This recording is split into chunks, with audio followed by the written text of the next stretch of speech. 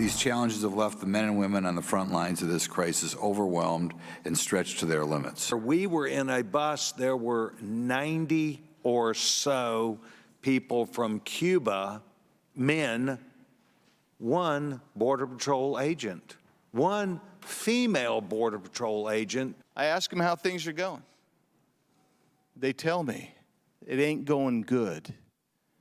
I said, well, what do your colleagues feel? Well, they feel like they've been abandoned by this administration.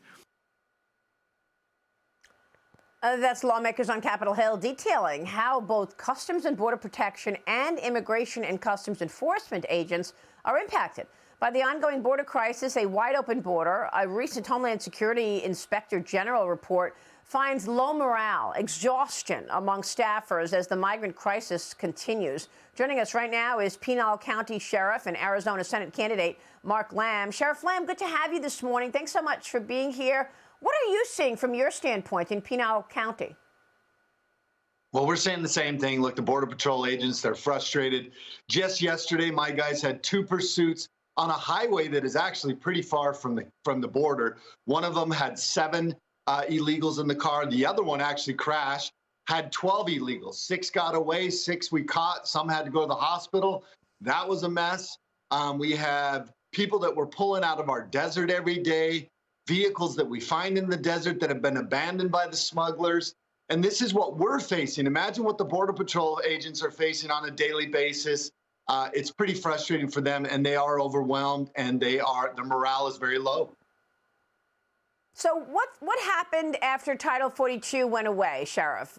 I mean, a lot of people were expecting the worst.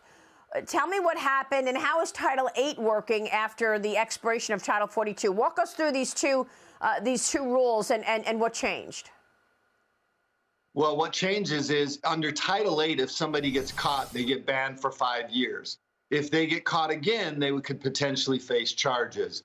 Title 42 didn't have that. And so now what we're seeing is an increase in gotaways, people trying to avoid the border areas, the checkpoints. They're coming through the desert areas. They're putting their lives at risk a little bit more trying to avoid Border Patrol. Then they're doing things like running from my guys, and other agencies. But Title 8 is still, the government's not doing what they should be doing with Title 8, and people are still taking advantage of it. The cartels are still taking advantage of it.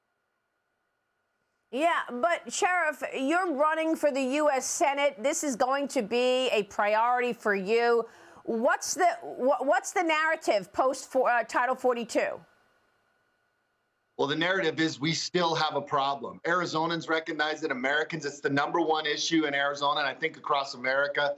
That's why I've decided I've done what I can on a state level. I'm leaving a job in a year and a half that I absolutely love, but we've got to do something on a federal level, and hopefully your listeners and viewers will come support me as Sheriff Lamb for Senate, because we need people that understand the problem and know what it takes to fix it. And the simplest solution is let's go back to the Trump-era policies. Let's start there, and let's start building on solutions that are going to work, immigration solutions, but also securing our border and stopping the flow of fentanyl and even more dangerous terrorists and other people that would do Americans harm. This has to happen, Maria. We cannot continue to go down this road. This is the greatest threat to America right now. Yeah, no, I understand. This is a national security threat. I'm trying to understand why the administration doesn't see it that way. Why would they intentionally have a wide open border? Well, 2 years ago, Joe Biden said he wanted to reinvent America. They are trying to reinvent America. And the way you do that is by undermining the rule of law. And one of the ways to undermine the rule of law is to open the borders and flood our communities. Yuma County had 2,800 people they caught last week from 57 different countries, 40 unaccompanied minors. We just caught 420,000 fentanyl pills last week. That was 90-something pounds of fentanyl. They are overwhelming not only our Border Patrol, but they are overwhelming our communities with potential criminals, with fentanyl, and a lot of other bad things. I know that, but unfortunately, what would you say it is? Are we up to 7 million people apprehended in the 2.5 years that Joe Biden has been in charge? What are the real numbers, Sheriff?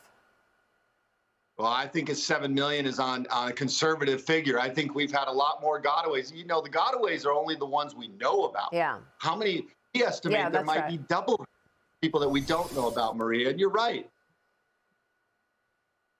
All right, we will leave it there. Sheriff Lamb, good to see you. Thanks very much. Good to see you, Maria. Thank you.